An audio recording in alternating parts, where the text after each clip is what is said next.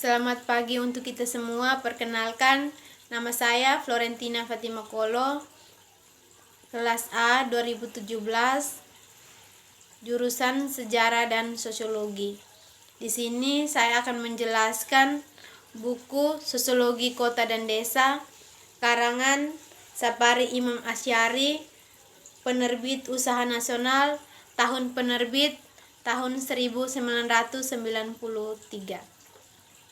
Di sini saya akan menjelaskan 4 bab dari buku Sosiologi Kota dan Desa. Saya langsung saja.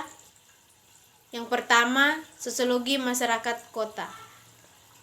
Dari sejarah masa lampau, kota tidak berbeda dengan desa, atau kota terjadi dari desa sebagai tempat pemukiman manusia. Dengan itu, manusia membentuk atau menciptakan lingkungan tempat mukimnya menjadi desa atau kota sesuai dengan perkembangan budaya mereka.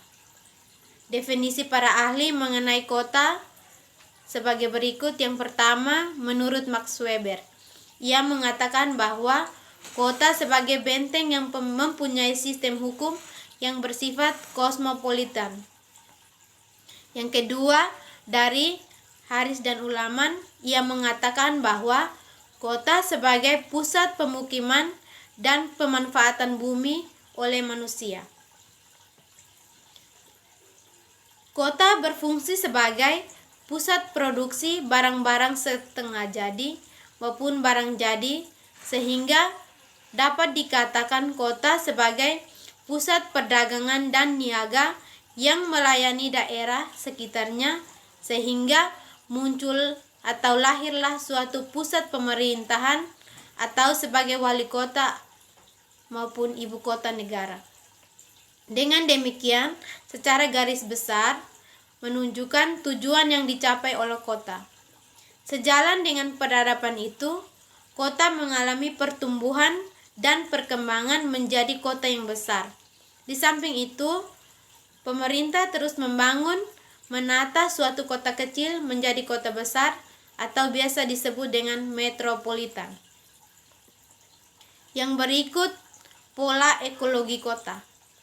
Kota sebagai lingkungan hidup manusia bergerak dalam selalu terjadi perubahan dinamis sesuai dengan budaya dan peradaban manusia dan meluas sebanyak dengan jumlah manusia yang berada di dalamnya. Jadi ekologi kota mempunyai sesuai dengan tujuan penduduknya dalam membina atau membangun kota, seperti kota di wilayah pantai, kota pegunungan, atau kota yang berada di dataran rendah. Dan di sini ada beberapa rangkaian pola ekologi kota sebagai berikut. Yang pertama, pertumbuhan dan perkembangan kota sejalan dengan prinsip umum lokasi dan pertumbuhan, sehingga sebuah kota dalam beberapa tahun menjadi sebuah kota yang besar. Yang berikut, pola ruang intern kota. Menurut para ahli dalam menjelaskan bagaimana pola ruang intern kota sebagai berikut. Yang pertama, menurut Marx dan Engels berpendapat bahwa kota barat atau Eropa sebagai benteng pencipta dan pelindung modal dan kapitalisme, maka pola intern ruang kota menunjukkan citra seperti itu. Yang kedua, menurut Max Weber mengatakan bahwa hanya kota-kota di Eropa Baratlah yang memenuhi kriteria untuk disebut kota. Kriteria itu ialah pertahanan kota, pasar, mahkamah pengadilan, struktur politik lokal, dan otonomi yang besar. Yang berikut tentang pola ruang kota atau ideal di masa depan. Swai menyebutkan ada 3 aliran dalam pemikiran mengenai kota di masa depan, yaitu yang pertama, aliran progresif, yang kedua, aliran kebudayaan, dan yang ketiga, aliran alamiah. Yang berikut tentang pengertian dan karakteristik desa. Yang pertama, batasan pengertian desa. seperti hanya batasan pengertian kota. Untuk desa pun dapat diberikan batasan pengertian dengan dasar pemikiran dan karakteristik yang dipakai oleh kota, yaitu yang pertama aspek morfologi, yang kedua aspek jumlah penduduk, yang ketiga aspek ekonomi, yang keempat aspek sosial budaya, serta aspek hukum. Saya akan menjelaskan yang pertama tentang aspek morfologi.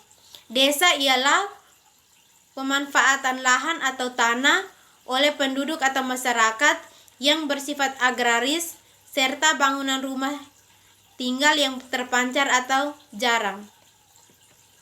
Yang kedua, dari aspek jumlah penduduk. Desa didiami oleh sejumlah kecil penduduk dengan kepadatan yang rendah. Yang berikut dari aspek ekonomi.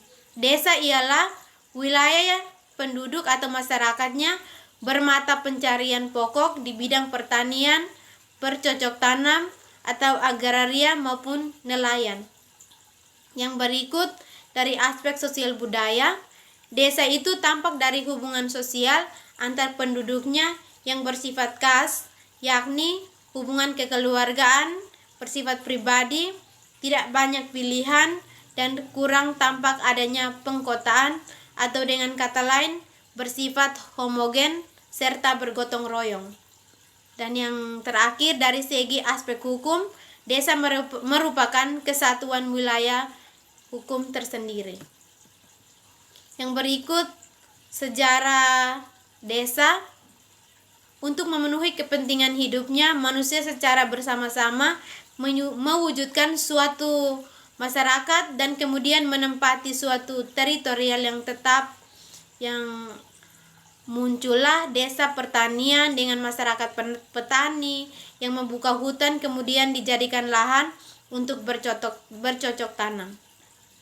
Ada juga desa perikanan dan pelayaran, yakni desa yang didirikan oleh para nelayan di tepi laut atau desa pantai. Yang berikut karakteristik desa. Desa dicirikan dengan hal yang berlawanan atau berbeda dengan ciri kota dari aspek morfologi. Bangunan rumah penduduk di desa umumnya jarang atau terpencar. Ekologi atau lingkungan hidup desa tentu berbeda sekali dengan ekologi kota. Desa-desa pun bervariasi sesuai dengan letak alaminya. Ada desa-desa di sepanjang pantai, laut, yang ada di padang ilalang atau bahkan padang pasir maupun hutan belantara. Yang berikut pola ekologi dan tipe desa. Tipologi dan klasifikasi tingkat perkembangan desa meliputi 3 bagian. Yang pertama, potensi dasar. Potensi dasar merupakan modal dari dasar dari desa dalam melaksanaan pembangunan. Yang kedua, tipe desa. Tipe desa merupakan pendekatan potensi dominan yang olah dikembangkan menjadi sumber penghasilan masyarakat desa. Yang berikut, yang ketiga, indikator tingkat perkembangan desa merupakan keadaan yang memberi petunjuk sejauh mana hasil atau proses suatu kegiatan dalam pembangunan desa telah dapat dicapai dalam kurun waktu tertentu. Yang berikut tipe perkembangan desa. Tipe perkembangan desa ada 3. Yang pertama, desa swadaya atau biasa disebut dengan desa tradisional. Yang kedua, desa swakarya atau biasa disebut dengan desa transisional. Dan yang ketiga, desa swasembada atau biasa disebut dengan desa perkembangan. Jadi, mungkin itu saja penjelasan mengenai buku Sosiologi Kota dan Desa. Saya menjelaskan 4 bab. Semoga apa yang saya jelaskan bisa diterima dan bisa kita pelajari bersama-sama. Mungkin itu saja penjelasan dari saya. Sekian dan terima kasih.